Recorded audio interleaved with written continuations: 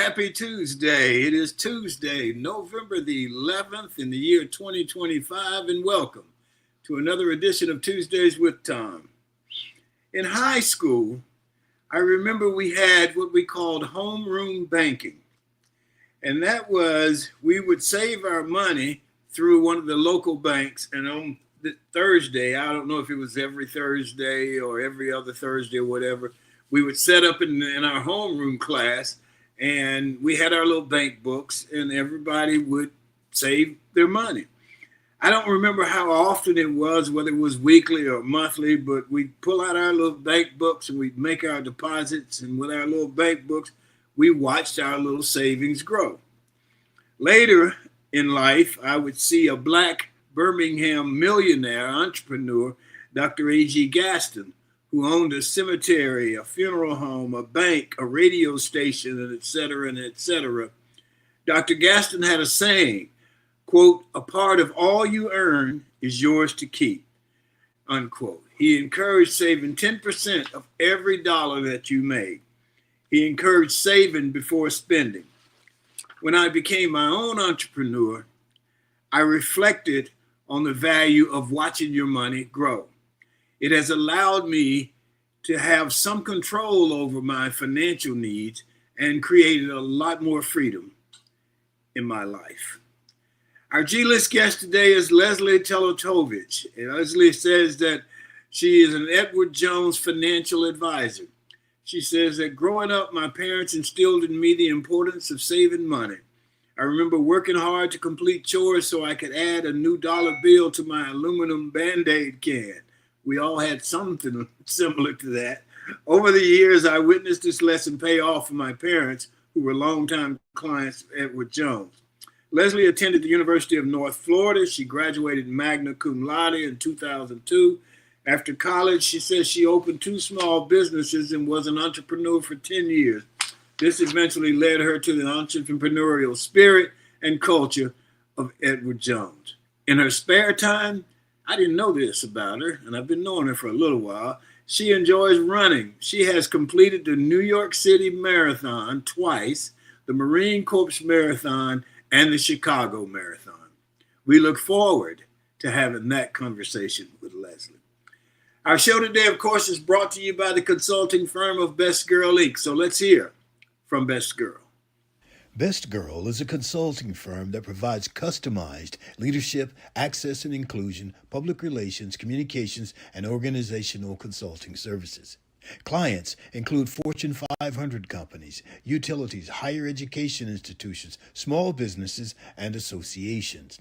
Best Girl's team of consultants, led by Joyce Gilly-Gossam, Emily Hedrick, and Sean Jones, partners with business and education clients to promote organizational effectiveness, communication, motivation, and leadership, with always an impact on the bottom line. Best Girl's customized consulting services include strategic planning, corporate communication, executive coaching, fundraising, and economic development. Continues to customize the solution that fits your needs, and sometimes Best Girl, in talking about Best Girl, will double talk, as you heard then. We had some issue with sound.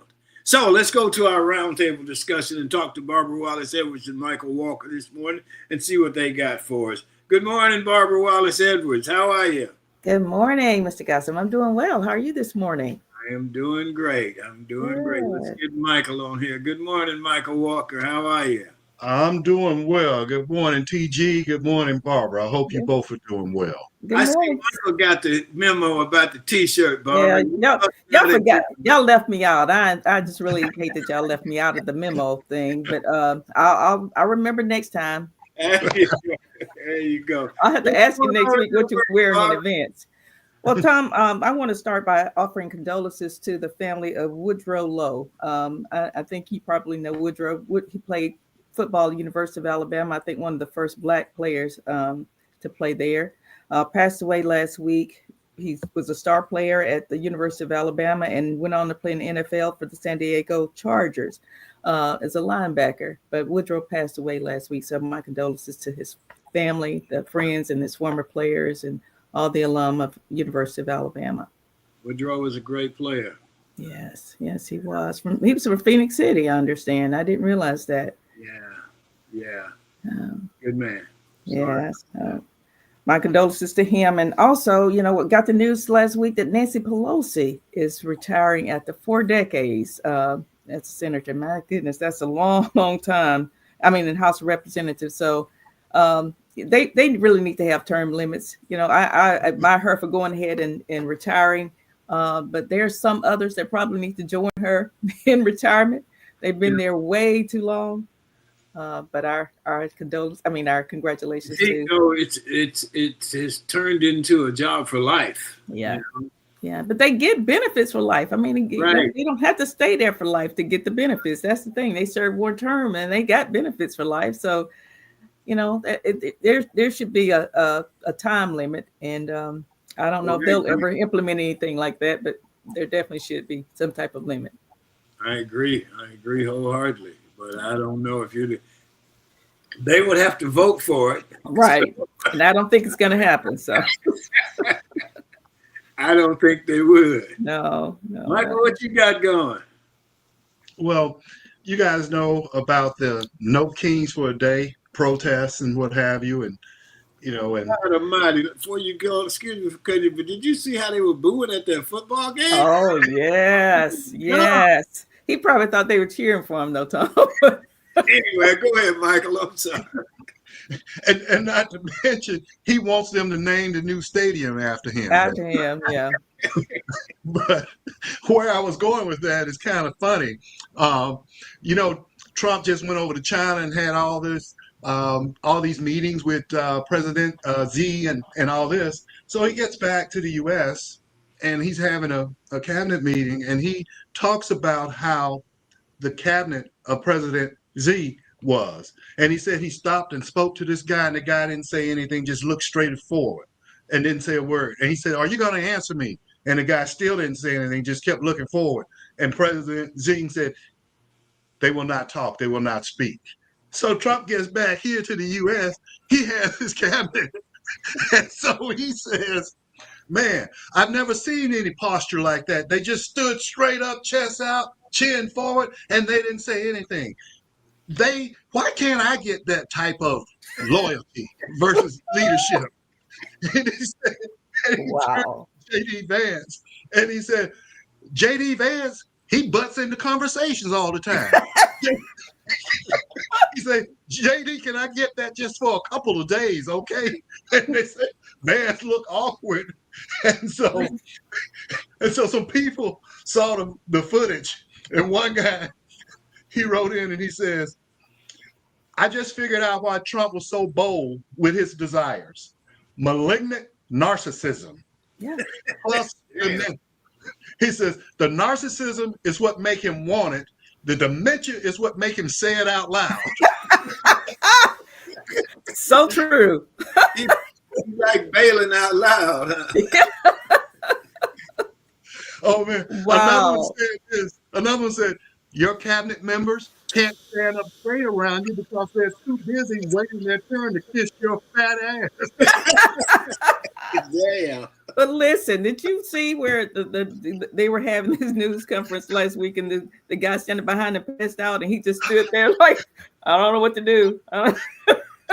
Hey, Robert Kennedy ran. He left the room. You have to laugh at this stuff. It's ridiculous. It really is ridiculous. And I'm thinking, and then Dr. Oz goes over to the man. They got the man's legs in the air. Like, what are they doing? And Trump just standing there, looking straight ahead. I didn't see that. It was hilarious, Tom. You got to go back and find the footage on that, because it was. You just had to watch it. I'm thinking, this is crazy. Yeah, he's just looking around in the air. He was afraid to look back. Robert Kennedy said, it was like a skit from Saturday Night Live, and they actually redid that on Saturday Night Live. It was hilarious. Really? And these are your leaders, ladies and gentlemen. Yeah, exactly. Oh my goodness. Man, you can run a script like that. Yeah. You can't help but laugh. It's just... Absolutely. Oh my goodness. It was hilarious. Mm-hmm. just to turn to something that's a little bit serious because of the time that we're in, and giving AI, not A1, but this thing with artificial intelligence and chat GPT, where it can be great on one end, it can also have its downside. And there's a lawsuit that's being filed against OpenAI, where this 23-year-old student used chat GPT to assist in his suicide. And the lawyer is filing a lawsuit and saying that chat GPT goaded him, or from that standpoint, like the guy saying he has the gun and what have you, and chat GPT saying it's going to be okay and stuff like that, And, there were some times when it had some sensitivity, but there were times where it did not. And then they started to kind of joke and stuff about things. And this kid ended up killing himself, and they were able to say that. And there's been some other instances. One thing, in looking at this healthcare law, a course that I'm taking, they are talking about how, hospitals are using AI to help with treatment and stuff like this and all of these things. But one thing that they have to look at is some internal biases with AI that could cause inequality with treatment between ethnicity groups. And basically what they're saying is that the people, because, AI just didn't appear, Right. it has some Somebody human created it. interaction in it, Exactly. right? And I know that it's supposed to be based on algorithms and all of this type of stuff and numerical data and what have you. And they say that numerical data is objective, but they're saying that some of the biases, personal biases of the people that are creating these codes, could cause AI to push inequality when it comes to healthcare services. So these are some things that we really got to watch with AI. And like I said, like technology, it can be good or bad, just depending on how it's used. Exactly. Yeah. Depends on who you use. That's right. Yeah. Barbara, you got anything else? I do, Tom. I've got a really feel-good story that I want to share with you and Michael. Edwin Castro, man from California, won the $2 billion Powerball jackpot a couple of weeks ago. And, this man could have vanished into, going into, retirement and enjoying life. But instead, chasing personal gain, he purchased fire-ravaged land in Altadena, California, to reconstruct homes that were destroyed by the fires, and he's going to sell these homes at reasonable prices to the people who've lost them. So, this is really something that, you don't hear a lot about, people giving back to the community. But he said he grew up there. He cares about the people in that area. For him to take his $1 billion Powerball money and to rebuild the community and make sure that the people have homes and can get back into their homes. I thought that was a really good story. Wanted to share that with you guys. Yeah, absolutely. That's awesome. Yes, it is. Anything else from you guys? Well, let's at least give DJ Durkin and the Auburn football team its props for the valiant effort they showed on Saturday night. It's interesting. You never look for moral victories in a loss. Mm-hmm. And I agree with that. I understand it.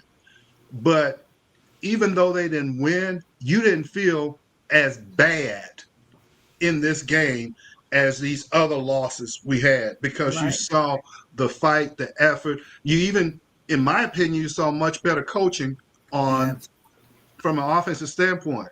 And Derek Nix, he called a great game. Yes, and he did. I think that game came down to two plays that went against Auburn. When I say went against, I'm not talking about officiating. I'm talking about a breakdown in the defense when the Vanderbilt wide receiver was left wide open and went in. That was a give-up touchdown right there.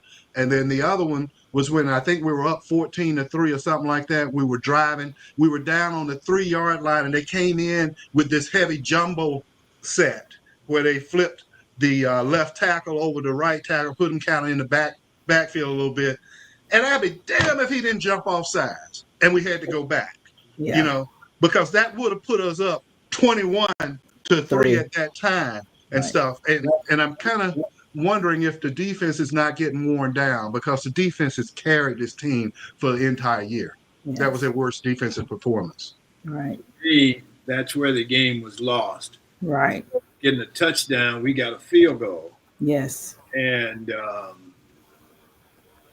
you watch a game and there are momentum swings, there are energy swings. And at that point, if you go up 21-3, if they score a touchdown, they still are 2 scores behind. Right. But if you go up 17-3 and they score a touchdown, now it's 17-10. They're right back in. Right. And mentally, they know they can win. Yes. And a lot of it's mental. And so you get them down 21-3. They're scared now. If you get another score, the game's over. Right. And I just think that's what when I think I text you when they get that field goal. I said, you ain't gonna win with field goals. Right. Right. Yeah. But I was so proud of Ashton Daniels and how he played, and I don't know why he hasn't started all year. Money. Well, because it wasn't an open competition. It wasn't an open competition. That's why. It should have been. I think it's you have to play who you're paying. But if Ashton Daniels had started all year and Nix had been calling the plays, I think Auburn's record would be much better than what it is right now. So I wish they made some changes a lot earlier, but it is what it is. But I'm excited about, what the team is doing right now. I'm actually going to go to a game in a couple of weeks. I haven't been to a game in 2 years, so it's going to be fun. So DJ Durkin was a coach at Maryland, I understand. Yeah, he was a head coach at Maryland. And, the rub on him is, and you know how these things happen, but they were practicing and a player got overheated, had a heat stroke and died. So he got blamed for that. Yeah. So you're going to get blamed for it. It's under your right. rule. Yeah.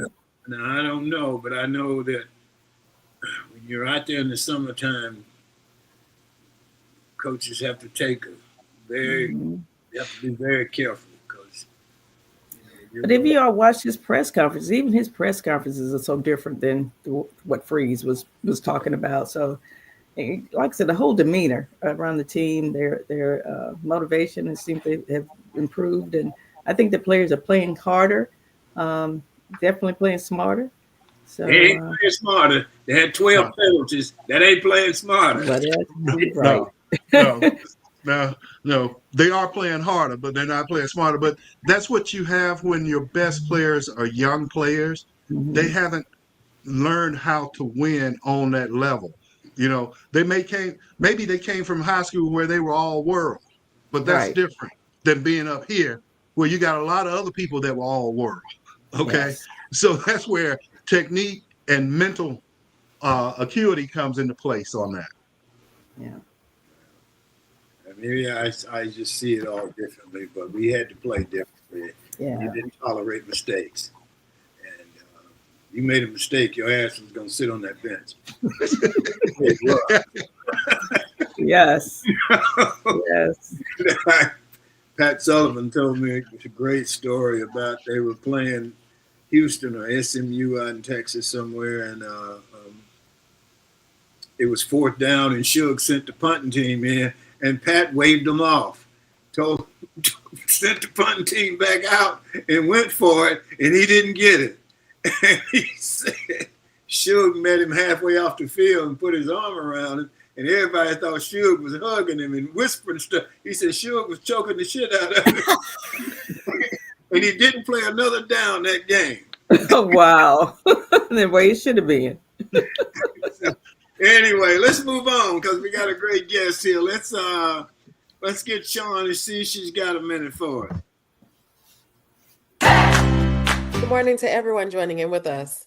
My name is Shantia Jones, and this has Got a Minute. It's Veterans Day, a federal holiday dedicated to honoring all who served in the U.S. Armed Forces in times of war or peace, as well as marking the end of World War I. As a tribute to veterans and active duty military personnel, many restaurants across the U.S. have food specials today. Most Veteran Day deals require a form of veteran, military, or military dependent identification card showing your time of service. Many offers are limited to dining guests as well. Always check with your closest location to confirm participation. Some of those restaurants include Applebee's, Chipotle, Krispy Kreme, Red Lobster, Starbucks, and Cracker Barrel. Happy Veterans Day. Thank you for your service. Thank you all for joining in. My name is Shantia Jones, and this has Got a Minute. Sean, we appreciate it, and apparently there was an issue earlier with the internet, and one of the great, wonderful things about Sean and Emily is they took care of it before we ever got on the air, and we haven't had any issues. So thank you very much, Sean, not just for the Got a Minute, but for taking care of things. Because Michael said, are we going to be all right? I said, Sean's got it, man. Anyway, well, Hollywood's got the A list, and here on Tuesdays with Tom, we have the G list, and our G list guest today is Lesley Telatovich. Lesley is an Edward Jones financial advisor. She attended the University of North Florida, graduated magna cum laude. After college, she opened 2 small businesses and was an entrepreneur for 10 years, and this eventually led to her entrepreneurial spirit and culture, Edward Jones. She says that her parents were Edward Jones clients, and they lived off 2 teacher salaries. Due to the guidance of their financial advisor, they were able to retire very comfortably and do what they love. She says, as a financial advisor, she invests her time providing a personalized approach by listening to what is truly most important to you. She can work with your CPA, your attorney, or other professional to help determine your most appropriate financial strategy. Her greatest joy is being a mom to her 3 sons, aged 15, 14, and 8. She loves spending time with them outdoors, such as camping on the beach. In her spare time, she enjoys running. As I said earlier, she's completed the New York City Marathon twice, the Marine Corps Marathon, and the Chicago Marathon. So let's get a hand to Lesley Telatovich. Good morning, Lesley. How are you? Good morning, Tom. I am doing very good. How are you doing today? Oh, we're doing fine. Thanks for being with us. Thank you. I feel honored to be asked to be on your show. So thank you for having me. We're having fun. Barbara always kicks it off here, so we're going to let Barbara go. She's got a question for you. All right. Yes. Good morning, Lesley. How are you this morning? I am good. How are you doing? I'm doing well. Talk about your beginning, your early beginnings. Where did you get that spirit from? Wanting to save and wanting to be involved in financial stability, and just get us started on the path and where you got started. Well, as Tom had mentioned, my parents were both school teachers. They both kind of came from nothing. They both became school teachers. So growing up, things were very, you only got what you needed around the house. There weren't extras, there weren't frills. At Christmas time, I remember, some of my friends getting all these great designer clothes and everything, and I'd have them on my Christmas list, and 9 times out of 10 probably didn't get them, So it was just, growing up, like I said, we had what we needed. We had lots of love in my home, but there weren't a lot of extras, financially, with both my parents being school teachers. And I just remember, they made me do chores every week, as did every, kid when we were younger, and we would get $1 when we completed our chore. And like Tom said too, the old aluminum Band-Aid cans. I had 2 sisters. So me and my 2 sisters, we had one each in the cabinet. And so every time I'd get that $1 and I'd put it in my can, and I just like saving my money. Some people get their money and they immediately, burns a hole in their pocket and they want to go spend it. But for me, something about saving that money up and using it for a purchase or putting it in my savings account that my parents had opened up for me just felt rewarding. And so saving to me was something at a very young age I took pride in and enjoyed doing. And it just kind of carried over into my adult years. And I've just always been, I got this from my dad, but I've always been a budgeter. Like, you should see my little budget every month to this day. You know, it's handwritten out, and, you know, all my bills and everything. And it's just something I've always been interested in and passionate about. And, you know, saving's always been important to me. Very good. Yeah. Michael? Yeah, you mean your budget is not on an Excel spreadsheet? It's handwritten? You would think, right? I'm not gonna lie. I should have brought it with me. It's literally handwritten out. Like I have a template, and I go in every month and I fill it out. There's something rewarding about that. I have no idea. It's kind of weird. Yes, there's something rewarding when I sit down every month and I write it out and I update it every week, you know, to make sure I'm on track. And it's just totally old school style. So no computers, no templates. You get a kick out of putting that check mark by. Yeah. Yes. Or Yes. scratching it out, huh? That's right. Yeah. That's my thing. I love to be able to scratch something out. You know, it's like, Oh, I'm a list person. I'm a list person all the way. I have a today's list, a weekly list, a monthly list, or something about, just marking those tasks off. You're like, oh, I feel good. That's great. Well, now I get to my real question. Let me ask you this. As an investor and an advisor, especially when you're advising other people's money, part of your job is especially trying to figure out what to invest it in the stock market.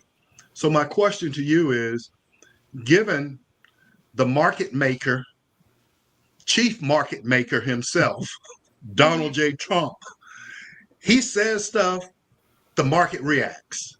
Right. So how do you thread that needle in protecting your client's nest egg and growing their money, given dealing with a market maker like Donald Trump? Right. Great question. So it really starts from the beginning when you sit down with that client and you talk to them, you get to know them, what's important to you, how are we going to invest your money? You know, do you want to be an aggressive investor? Do you want to be more conservative? And really, so that's basically like, what's your risk tolerance with the market? But we also want to look at time in the market. You know, is this a 20-year-old coming to talk to me, or is this a 60-year-old that's going to retire in 5 years? You know, because that 20 or 30-year-old coming to talk to me, we don't really focus on the market swings, ups and downs, because they're probably going to go through 20 of them before they reach, you know, near retirement age. So, you know, we always take into effect, like I said, age. We take into effect risk tolerance. And really, we set, what is your long-term goal? Like, where do you see yourself when you retire? And the ups and downs in the markets, as scary as they can seem real time, we don't hyper focus on those, because we're really looking at that long-term goal, because we know that the dips come and they go. I mean, a dip is basically defined as anything more than a 5% drop off of your market high. And we see anywhere, like usually about 5 to 7 of those within a given year. So those are calculated into the portfolio. So, you know, when the market drops, you know, if Donald Trump gets on the TV and says something, the market drops, you know, 2, 3, 4% that day. That's not a huge concern to us, because we know what our long-term goal is, and that we will recover from that and be able to move on and still accomplish our goals, because those dips and those corrections and those bear markets are calculated into our strategy. I mean, it dips about 10%, probably about once a year. And then we have that bear market, that 20% dip usually about every 3 to 5 years, you see one of those. So those are calculated into our strategy. And really just picking well-diversified, tried and true funds that have been around forever. And will they go down? Yes. But they also have a lot of downside protection. And we really don't focus a lot on the media and what's going on there and who's saying what and did the market drop that day. It's more like, where are you at now? Where do you want to be in 10, 15, 20, 30 years? All right, here's our plan. We've calculated those dips and corrections into it. Thank you. Right. Great, Lesley. Thank you. Yes. Let me just clarify that Lesley Joyce is on here. Lesley is our financial advisor. So Wonderful. Yeah. Full Tom and disclosure. Dave Yes. are Wonderful. the best clients ever. I'll just say that too, Tom. So I love them. Every time they come in my office, I just feel happier and better when they leave. They're just full of life. So, yes, love them. They are. With you. Barbara? Yeah, so Lesley, I was blessed. I started working with a financial advisor very early in my career, and I was able to retire early, semi-retire early at age 55. But at what age do you recommend people start talking to a financial advisor, and what do they need to bring to you when they get ready to talk about Good. their financial goals? Right. So really anything at least 10 years out from retirement, you need to be talking to a financial advisor. They need to see what you have, what your portfolio looks like, how much of a withdrawal rate you can take off of it when you retire and not worry about the biggest fear, which is running out of money in retirement. So I would definitely say no less than 10 years out from retirement. That's a perfect age. Usually by that point, people have kind of like their little nest egg build with their 401k or their work. And so they're looking for somebody to guide them up into retirement, talk about Social Security, talk about Medicare. But really, as early as you want to come see me, Mhm. please do, because time is in your favor when you're talking investing. I speak to a lot of high schools in the area, and there's a hypothetical report that I run, and it shows that if they start saving $100 a month when they're say 18, 20, but basically Mhm. it's a 40-year timeline, Right. they would be a millionaire by the time they retire. And that's $100 a month. I mean, that's giving up like a pair of sneakers or something, once a Right. month. So the younger you are, the less you have to save. So, come to me when you're 20, 25. Let's just get, I mean, I know you're just starting out your career. I don't need $500 or $1,000 from you. Just $100 a month will get them on track to reach that millionaire status in 40 years. Unfortunately, most people don't think about that when they're young. They've Right. got life going on and everything and Right. children. So yes, so I would say at least 10 years out from retirement. And really when people come to me, I ask for them to bring me saving statements, checking, savings, 401k, life insurance. Do you have life insurance? Are you prepared for long-term care needs? What happens in the event that you or maybe your spouse becomes ill, and that really can take a toll on the portfolio. So we look at life insurance as well. Very good. So, Lesley, let me ask you something. So, you're in Northwest Florida. Mhm. Uh, and we got people on here from all over the country. So, if they're in Illinois, and of course there's the Edward Jones office in Illinois, but they just want to deal with you. Is that possible? Yes, that is 100% possible. So if you haven't noticed, there is like an Edward Jones on every corner. The whole strategy of the company, a lot of the bigger companies like Merrill Lynch or Wells will have a huge office building and they'll house 50 advisors in that building. Edward Jones was started by Ted Jones, and he was just a man who owned a farm and he wanted to be more family oriented. And so he said, I'm going to put one advisor and one assistant, and we're just going to, have multiple offices. So that's kind of the Edward Jones thing. So yes, you probably see, maybe past 5 or 6 on your way to work or going somewhere on any given day. But I can work with anybody throughout the United States. I'm currently licensed in about 30 states already out of the 50, just from clients moving in and out of the area, family, knowing people. But if you live in a state that I'm not licensed in, then I just apply for it through Edward Jones, and it takes about a day. So to answer your question, yes, I can work with anybody anywhere, and we can Zoom just like technology is wonderful. We can pick up the phone, we can Zoom, and it's just like they're right here in Florida. Michael, Barbara? I have a question. You remember, I'd like to kind of ask you to make a comparison between Edward Jones and Charles Schwab and Merrill Lynch. But do you remember E.F. Hutton? You remember the commercial when E.F. Hutton speaks, everybody listens. What Yes. happened to E.F. Hutton? Is anybody listening to E.F. Hutton anymore? You know what? That's a great question. I don't know what happened to him. So, well, we used to, A.G. Edwards used to be around too. And so They everybody did. can Edward Jones with A.G. Edwards. And they're like, oh, yeah, Mhm. you were A.G. Edwards, right? I'm like, no, I don't know. But,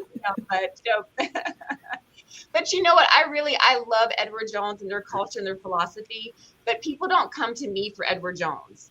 They come to me for me. Like you have to Mhm. find that financial advisor that you connect with that Right. you trust, that you can build a personal relationship with, and they could work for any company, like Merrill, Schwab, um, Raymond James. You're not really going for the company more than that person that you trust your life savings with. I mean, you're basically like, Yeah. here's everything I've worked hard for.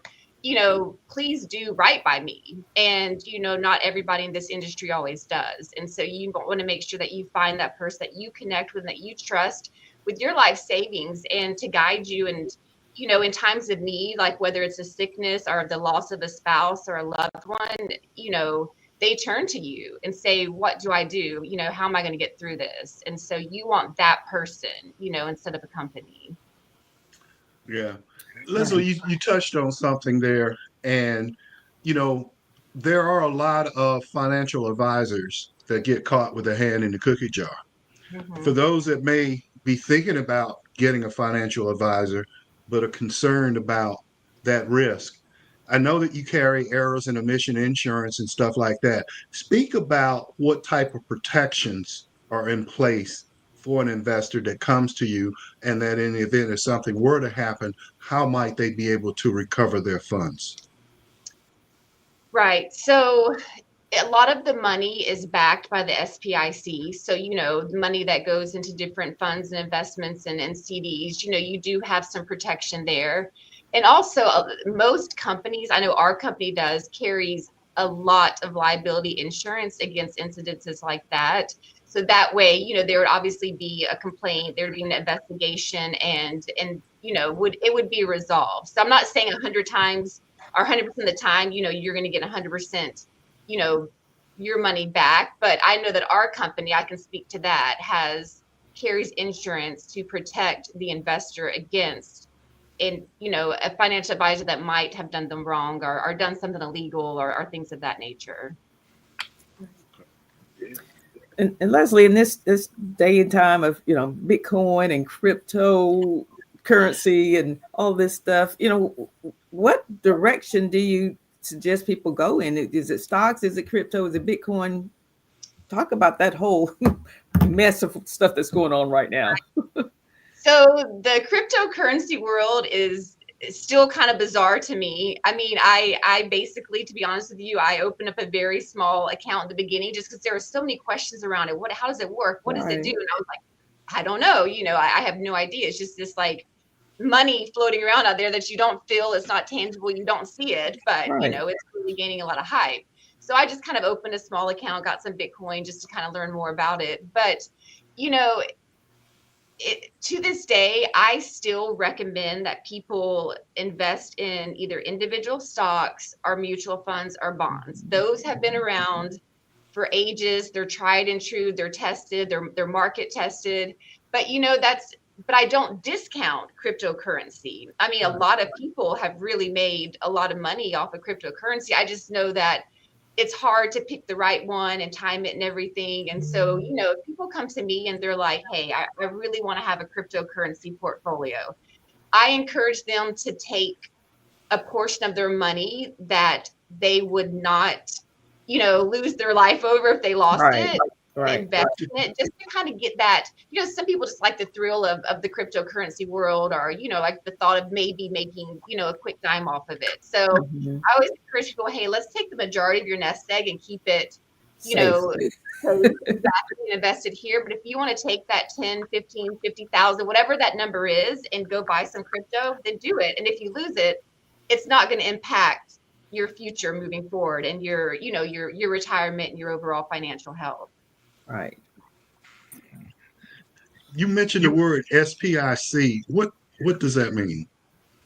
So it's like at a bank when you have FDIC insurance, it's SPIC for the investments. Okay. Mm-hmm. All right. You said all right. Yeah, so like if you buy a CD here through Edward Jones, then you're and that bank defaults, then you have insurance against that money. So because we do sell CDs here, as well, just like a bank does. So like I said, what was it? I don't know, like maybe 4 or 5 years ago, there were a few banks out in California that defaulted, and we actually had a Right. few of those on our platform. And those people, well, the banks ended up getting bought out, and everything was fine anyways. But if the banks hadn't have gotten bought out, then they would have been insured, for Right. that Yeah. money cost. Right. Well, like FDIC is backed by the federal government. What about SPIC? Is it backed by the federal government as well? Yeah, it is. Mm-hmm. Okay. Yeah. That same thing. Mm-hmm. Okay. And, All right. So, go ahead, Barb. well, I was going to ask you, Lesley. You talked about how your parents had you and your sisters. You did your tours, you got your allowance, and you put it in that Band-Aid bout. You have 3 boys. Are you following that same procedure with them? Yes. So they have a very similar setup where, they basically have certain things they have to do around the house. They get paid for it. Now, I will say this, times have changed. So It's they not a get a dollar anymore. get a lot of, yeah, whenever the tooth fairy comes, or it's like, where's my 20 at? It's not the dollar under your pillow anymore. Right. So inflation has definitely hit this generation. So no doubt sure. about that. Yeah. But no, I still make them work, and do things to help out around the house. And if they want to make a major purchase, Mhm. I always tell them sleep on it. Because my middle son, if he gets a $10, $20 bill, that money's just burning a hole in his pocket. He's already been on Amazon. He's picked out what he wants, and he comes to me. He's like, "Buy it now, please." You're And I'm right. like, nope, not doing it. I was like, go to bed, sleep on it. If you still want it in a day or two, we'll talk about it. Okay. And 9 times out of 10, they never mention it again. Right. Yeah. You moved on to something else. Yeah. I use that same philosophy here at work. I think Michael, you were talking about earlier about navigating the ups and downs of the markets, and if Trump says something or the government says something, the market drops. I don't get a lot of panic calls because I really educate my clients that it's temporary. But when I do get those panic calls, I tell them the same thing. Obviously I appreciate, or say, I understand what you're going through. I know it's hard to see, your portfolio drop, but I was like, if you want me to make changes, I want you to sleep on it a night or two, and then we'll talk about it. And, the same thing has happened here at work. I very rarely did anybody call back and say, yeah, I do want to make major changes. After kind of taking a step back and realizing that that moment is temporary and it was more emotionally driven, and they do sleep on it and take a step back, then, they realize that, hey, I trust Lesley. She's got this. We're in it for the long term, and all is good. Okay. So somebody wants to know specifically what's the SPIC stand for, what the letters stand for. The SPIC letters. All Yeah. right. Can I look it up? Because I don't want to say the wrong thing. So, all right. SPIC insurance. Oh, I put in. Oh, you got to. I don't want to say the wrong thing. Okay. All right. Securities Investor Protection Corporation is the form of investor protection provided by the Securities Investor Protection Corporation. So I'm glad I looked that up because that was a mouthful. I know. So I'm going to change the subject just for a minute. Okay. Tell me about being a runner. You never told me about being a runner. So how often do you run? So I run every day. Oh my goodness. Okay. How far do you run? Well, a normal day, about 5 miles, 4 to 5 miles. Weekends, I might do 10, 12, depending on, how much stress I have to get out. Wow. Wow. Okay. Man, that's something. Yeah. That's amazing. It's my form of just getting ready for the day. Maybe some could call it like meditation, quiet time. I don't run with music. I just run quietly and I gather the thoughts in my head and how I want to get my day started and going. It just kind of sets my day right. And it's my little moment of peace before work and 3 boys. Okay. Anybody got anything else? Well, I like to share with you, Lesley. You may get a kick out of this, and if there are any young people listening, they may get a kick out of this. when my children were incubating, and I just found out that we were expecting, I started, and it's a little bit different back in that day than now, but every day that I would come home, whatever loose change I had in my pocket and $1 bills, I put in a big jar like this the day I found out that there was something in the oven. And by the time each of them were born, I had saved $1,200 Oh, wow. just by doing that on a daily basis. And I never went in to check it to see what it was. I just kept putting them in there each time. And so I was able to count out $1,000 bill with all of them, with both of them right around and stuff like that. And it's amazing how little stuff like that can add up if you don't go back and get it. Yeah. Yeah. You're absolutely right. I always tell people it's not how much you save, it's the habit of saving. And if you have $25 a month or $50 a month to start saving, just do it. Just get in the habit. And then that will become 100, 200, 300 a month. It's really just starting that habit of saving. And that's kind of a big thing that I tell everybody. I don't care what dollar amount it is, just start doing it. Right. Mm-hmm. It's something my mom used to do for all the grandkids. Whenever the grandchild was born, she'd buy a piggy bank, put their name on it. And every week she'd take whatever spare change she had left over from the week and she put it in that piggy bank. And the day they graduate high school, that's part of their graduation gift is their piggy bank. My nephew said that he used his piggy bank money to wash clothes at the laundromat the entire 4 years he was in college. And he said it just amazed him. But it was, that's such a huge thing for a child to think, man, I don't have to worry about how I'm going to wash my clothes, which is can be major for some. So, that it does, it adds up, and that's every little bit helps. It does. I love that story. That's great. And also too, I always encourage like my parents and anybody else I talk to, instead of buying 10 gifts for my kid, on their birthday or Christmas, open up a 529 college savings account and put $100 in it, as part of their gifts. So, little things like that you can, that grandparents or parents can help their children out, are huge for them. And there's many ways they can do it, and it all adds up. And Mm-hmm.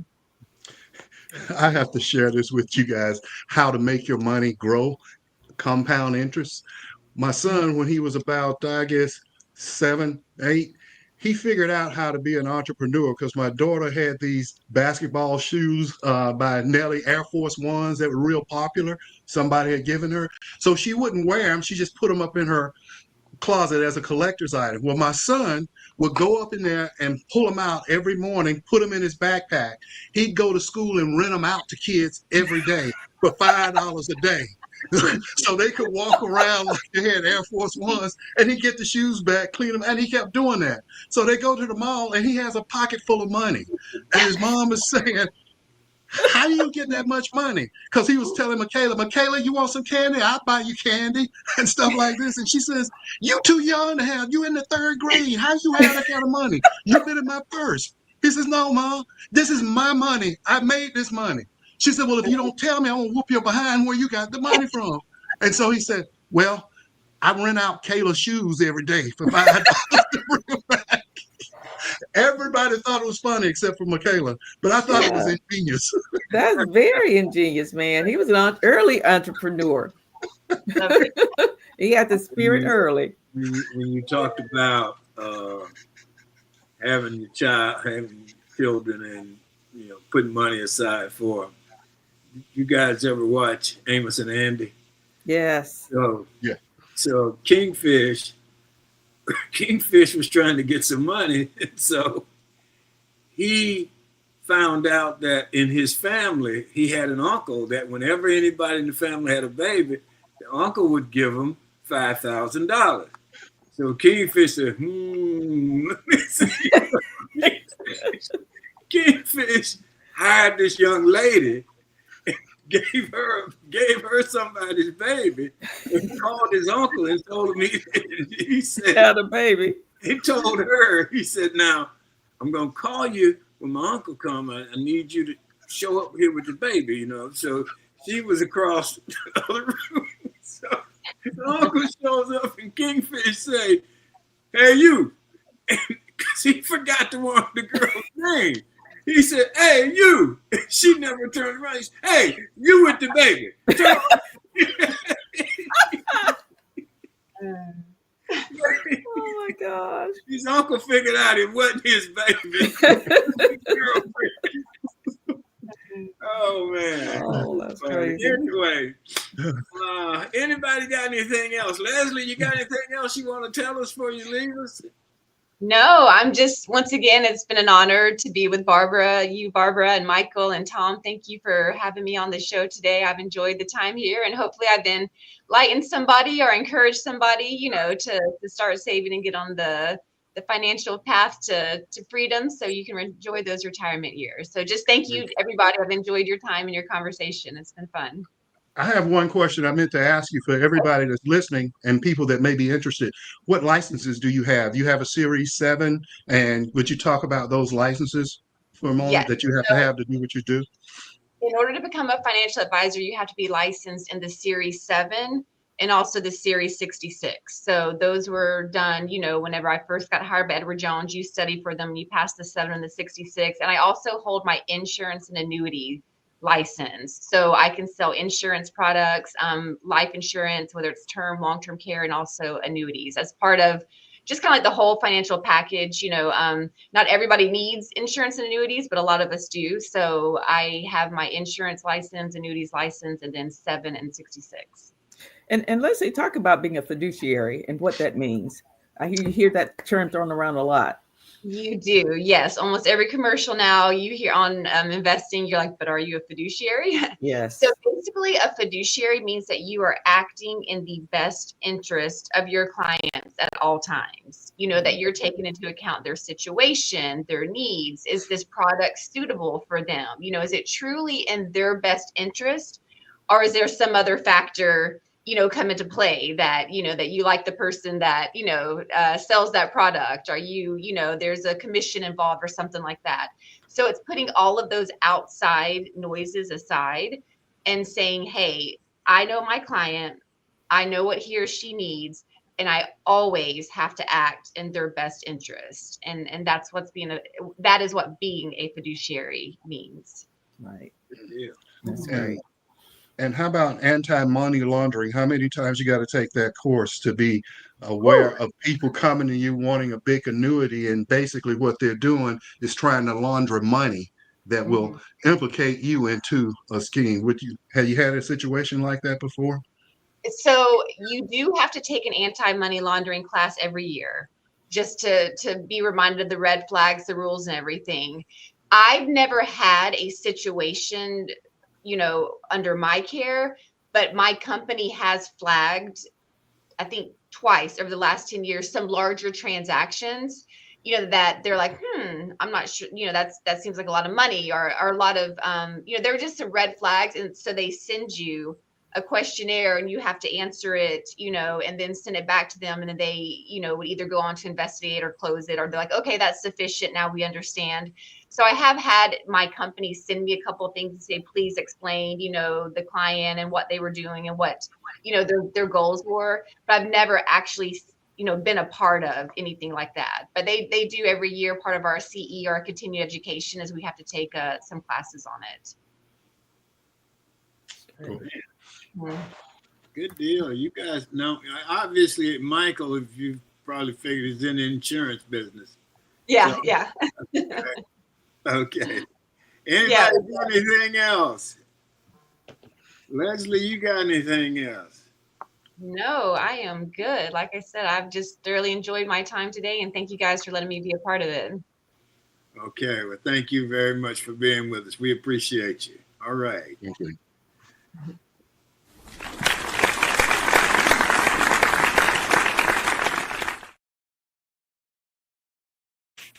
Okay. My closing comment for today, or as I see it, today is Veterans Day, a federal holiday in the United States observed annually on November the 11th. The day is for honoring military veterans of the United States Armed Forces.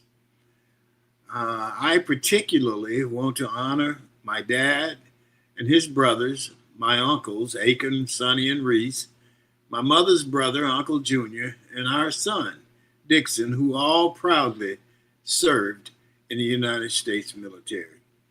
Also here at TWT, we'd like to honor all the men and women who have served honorably in our United States military.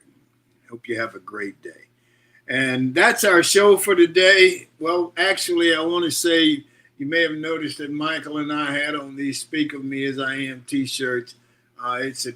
Speak of Me as I Am actually is taken from Shakespeare's Othello.